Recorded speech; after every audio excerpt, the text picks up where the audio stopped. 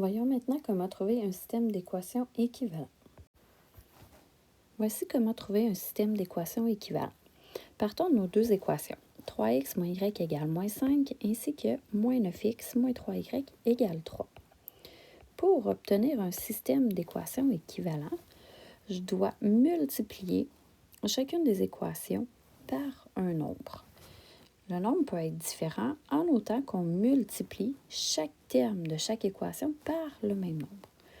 Dans ce cas-ci, on veut obtenir deux équations dans lesquelles le coefficient d'une des deux variables, soit le coefficient des x ou le coefficient des y, sera le même ou sera opposé. Si on regarde au niveau des x, dans la première équation, j'ai 3x. Dans la deuxième, j'ai moins 9x.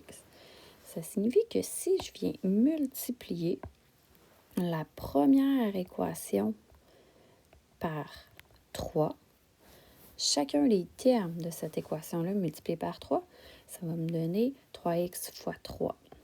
9x moins 3y va être égal à moins 15. J'obtiens une équation équivalente à la première. Je ne changerai pas mon résultat, ça va rester la même droite si j'allais la tracer dans un plan cartésien.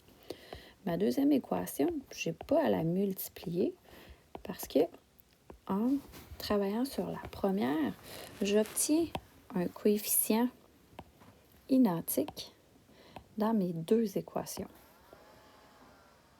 Ici,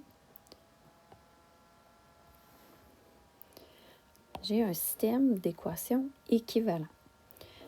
À l'aide de ce système d'équations équivalent-là, je vais pouvoir aller utiliser la méthode de réduction afin de résoudre mon système d'équations. Deuxième exemple, j'ai un deuxième système d'équations auquel je veux trouver un système équivalent.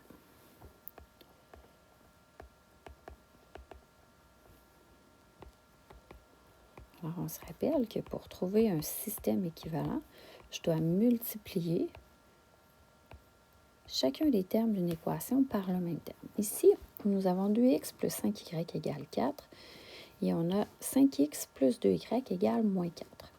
Si je veux venir annuler mes y dans ce cas-ci, je dois multiplier la première et la deuxième équation par des nombres afin d'obtenir des coefficients identiques en y.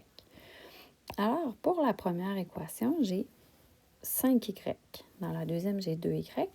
Si je viens multiplier la première équation par 2 et ma deuxième équation par 5, je vais obtenir un système équivalent dont les coefficients y seront les mêmes. Pour obtenir ma première équation, je multiplie chacun des termes par 2. Alors, 2x fois 2 donne 4x. 5y multiplié par 2 plus 10y, ça va être égal à 4 fois 2, à 8. Pour la deuxième équation, je vais multiplier chacun des termes de mon équation par 5. Alors, 5x multiplié par 5, ça va me donner 25x. 2y multiplié par 5 plus 10y, ce sera égal à moins 4 fois 5 à moins 20. J'obtiens donc un système équivalent dans lequel le coefficient de mes y est le même.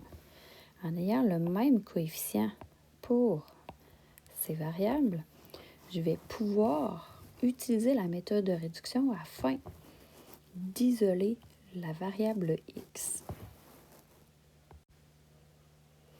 Alors, si on résume la méthode pour trouver un système équivalent, on doit multiplier chaque terme de l'équation par le même nombre.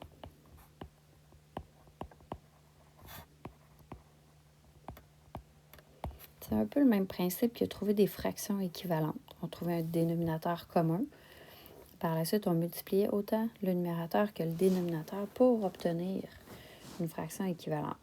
Alors ici, pour obtenir un système équivalent, obtenir une équation équivalente à une autre équation, on multiplie chacun des termes par le même nombre.